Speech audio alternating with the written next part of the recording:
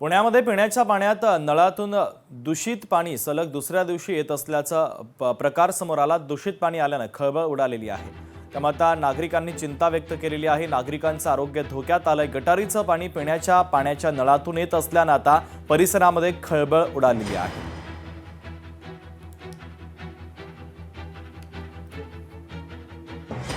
पाण्याचं department CR पाटीलांकडे ते department आहे। त्यांच्याकडे काही ज्या पाण्याच्या स्कीम ज्याचा निधी केंद्र सरकारमधून येण्याचा आहे पण तो आलेला नाहीये, त्याचा काही फॉलोअप असेल। आणि माननीय गडकरी साहेबांनी एक दोन डिझाईन बदल हे वडगावला सुचवले होते, तर त्याचा एक फॉलोअप। त्याच्यामुळे हे सगळे फॉलोअप घेऊन आता मार्चमध्ये मी जेव्हा परत दिल्लीला जाईन त्या डिपार्टमेंटचा फॉलोअप असं म्हणून एक टीम वर्क म्हणून आम्ही नेहमी काम करतो।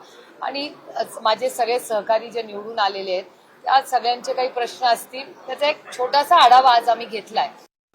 वाशीमधील सामूहिक कॉपी प्रकरणी शिक्षण विभागाकडून आता 26 शिक्षकांचं निलंबन करण्यात आलं। वादग्रस्त परीक्षा केंद्रावरील सर्व पर्यवेक्षक बदलले। इतर ठिकाणच्या शिक्षकांची आता येथे नियुक्ती करण्यात आलेली आहे।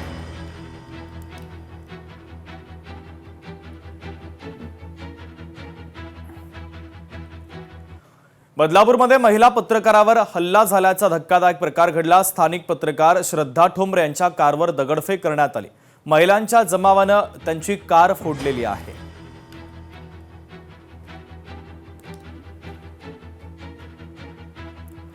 कोल्हापूरमध्ये अज्ञातांनी वाहनांची तोडफोड केली। नागाळा पार्क परिसरातील 8 ते 10 वाहनांची तोडफोड करण्यात आली, तर नगरसेवक अर्जुन माने यांच्या कारची देखील तोडफोड करण्यात आलेली आहे। तर अज्ञात व्यक्तीला पोलिसांनी आता ताब्यात घेतलेला आहे। काल नागाळा पार्क येथे महावीर कॉलेज एरियात एक वेडा माणूस येऊन प्रत्येकाच्या गाडीवर दगडफेक करून सगळ्यांच्या गाड्या फोडत निघालेला आणि एका माणसाच्या डोक्यात त्याने दगड घालून त्याला रक्तबंबाळी त्याने केलेला आहे। अक्षरशः नागाळा पार्कात त्याने 8 ते 10 गाड्या फोडलेल्या आहेत। त्याची कंप्लेंट आम्ही पोलिसात केलेली आहे। तसेच इतर नागरिकांनी त्याचा शोध घेऊन त्याला पोलीस कंप्लेंट करण्याचा प्रयत्न केलेला आहे। काल सकाळपासून ते रात्री 12 पर्यंत सगळ्यांची गाड्यांची तोडफोड करत निघालेला। रात्री 12 वाजता आमच्या घरी येऊन आमच्या दारात येऊन 2 गाड्या फोडून तो निघून गेला।